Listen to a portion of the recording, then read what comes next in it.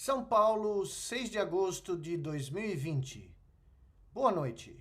Eu sou Miguel Nicoleles e este é mais um episódio do Nicoleles Night News.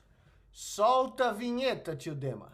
Atenção, homenzinhos verdes. Palestra 72 pronto para decolar. 3, 2, 1.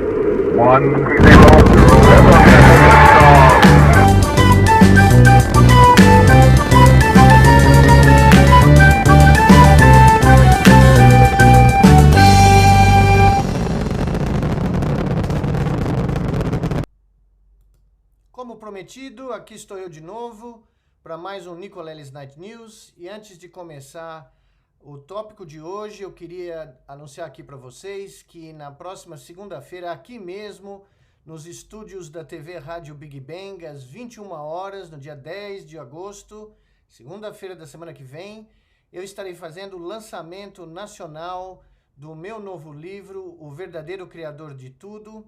Um lançamento aqui pelo YouTube, virtual, mas que vai ter muitas surpresas, inclusive a possibilidade de vocês receberem os autógrafos no livro em tempo real. À medida que vocês puderem comprar o livro eletronicamente, vocês vão já receber um autógrafo e eu vou poder falar com vocês através de uma live mesmo. Eu vou, em vez de registrar ou recordar aqui, como eu faço sempre aqui no Nicoleles Night News, gravar antes o Nicoleles Night News, eu vou fazer uma live, se toda a internet colaborar, e aí eu poderei interagir com vocês durante essa hora e meia do lançamento nacional do meu novo livro.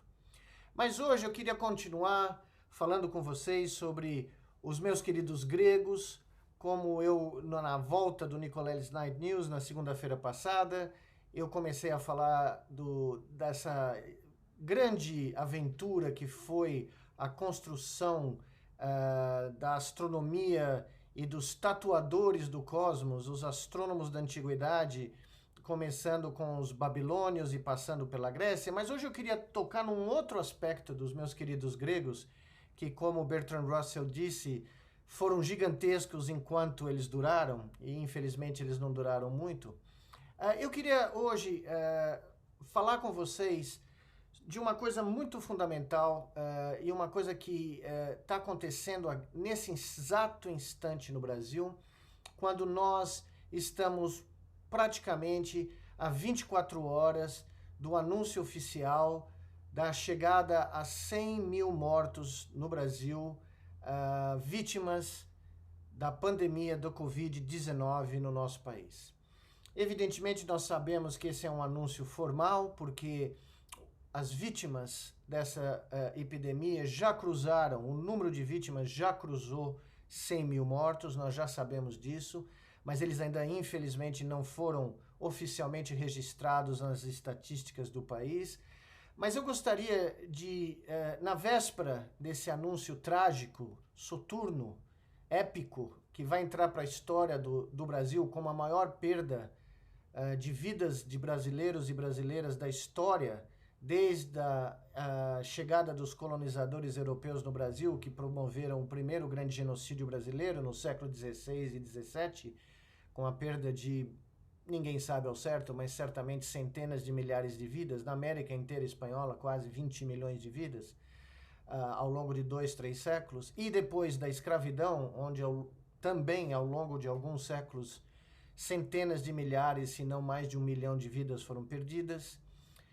Deixando para trás a Guerra do Paraguai, nós vamos atingir o maior marco de perda de vidas da história do Brasil. E o que eu queria ressaltar hoje é como nós estamos lidando, enquanto sociedade, enquanto país, com essa perda descomunal, com essa tragédia que deveria nos levar todos a uma reflexão profunda, não só do significado da vida, mas daquilo que o Brasil se tornou nesses últimos anos em termos de perda da empatia humana, da solidariedade para com o próximo e para com os nossos irmãos e irmãs brasileiros e brasileiras, e em termos de um senso global de humanidade. Eu digo isso porque, voltando aos queridos gregos, eu trouxe aqui para vocês do meu livro um trecho que que eu gosto de sempre repassar, e eu conto aqui no livro que ao longo de 40 anos, dos últimos 40 anos, eu reli a cada 10 anos a Ilíada e a Odisseia como forma de exercitar a minha própria humanidade e lembrar com Homero e sentir em diferentes momentos da minha vida o que é ler Homero, os poemas épicos de Homero, e tentar entender o quanto a condição humana era importante para os gregos desde o século XI a.C., mas principalmente no século V a.C., quando as tragédias gregas começaram a ganhar as arenas de Atenas e das cidades gregas. E eu gostaria de ler para vocês 2 trechos da Ilíada e comparar a descrição de uma morte no meio de uma batalha, na Batalha de Troia, no meio do campo de batalha, nas praias de Troia, quando os gregos tentavam invadir a cidade de Troia e retomar Helena para o rei de Esparta. Como é que Homero descreve a morte de 2 indivíduos?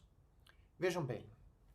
Imediatamente Ajax, filho de Telamon, matou o jovem Simonizeus, filho de Artemino, cuja mãe o levou dentro de si pelas margens do Simios, quando ele desceu o monte Ida, quando ela esteve com seus pais para ver os seus rebanhos. Portanto, ele foi chamado Simonizius, mas não viveu para retribuir aos seus pais pela sua criação, porque ele foi trucidado pela lança do poderoso Ajax.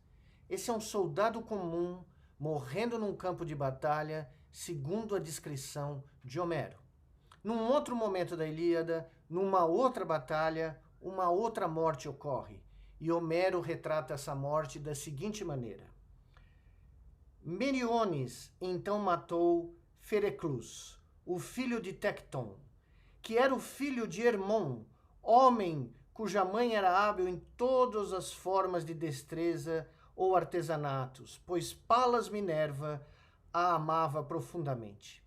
Fora ele que fizera os barcos de Alexandros, começo de toda a injúria, e trouxera o infortúnio tanto para os troianos como para estes alessandros.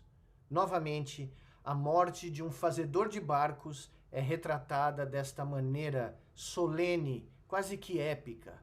Comparem essas 2 descrições com a descrição de um canal de televisão americano numa noite de telecast normal como qualquer outra, descrevendo um dia de perdas humanas na guerra civil da Síria.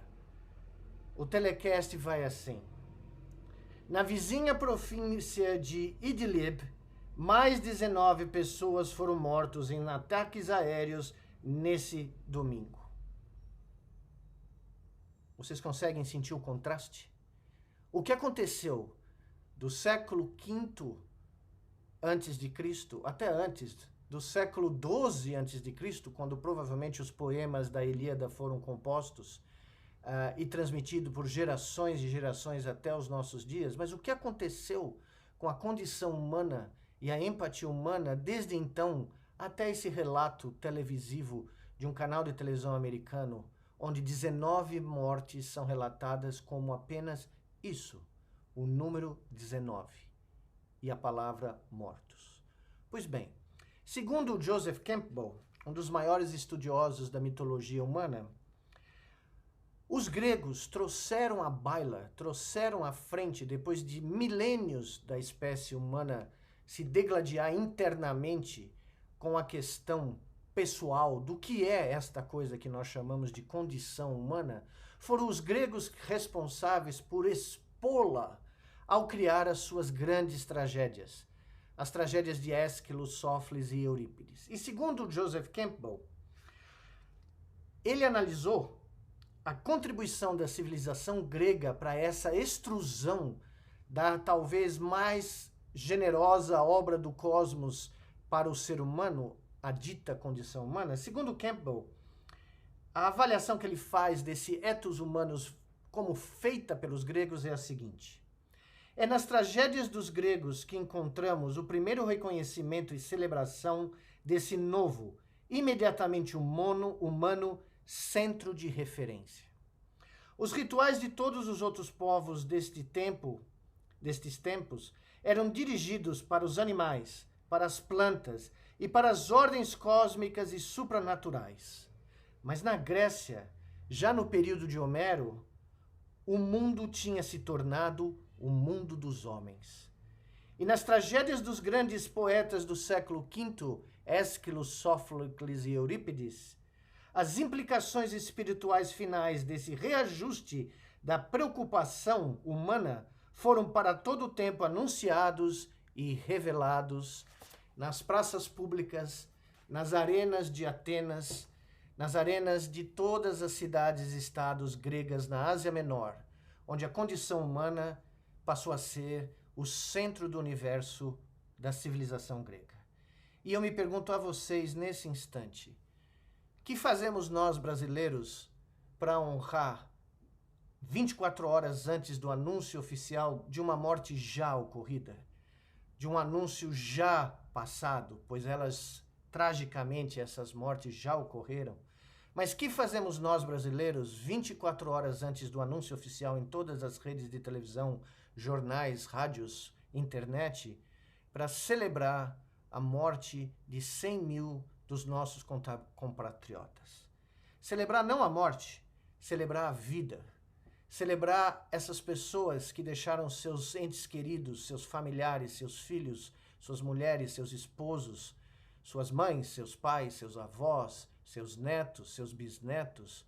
Que fazemos nós, brasileiros, para honrar a tradição dos gregos de milênios atrás? Honrar a tradição da primeira grande civilização que colocou o ser humano como centro do universo? Que fazemos nós, brasileiros, para lamentar a perda de tantos irmãos e irmãs e dar a justa homenagem, honrá-los e dignificá-los pelo sacrifício que estes irmãos e irmãs fizeram, sofrendo, morrendo por uma infecção viral construída sem que nada fosse verdadeiramente feito nesse país para impedir essa tragédia? Eu deixo vocês com essa pergunta. Como nós brasileiros, cada um de nós e todos nós, coletivamente, vamos, nas próximas 24 horas e nos dias que se seguirão, porque esse número só vai aumentar. Essa tragédia só vai aumentar. A possibilidade de chegarmos ao final do ano com 200 mil vítimas fatais é mais do que real nesse instante. Então, nesse momento, eu só posso deixar vocês com a seguinte pergunta: o que nós brasileiros, individual e coletivamente, faremos para honrar e homenagear os 100 mil mortos que serão anunciados amanhã? Boa noite e até um próximo episódio do Nicolelis Night News.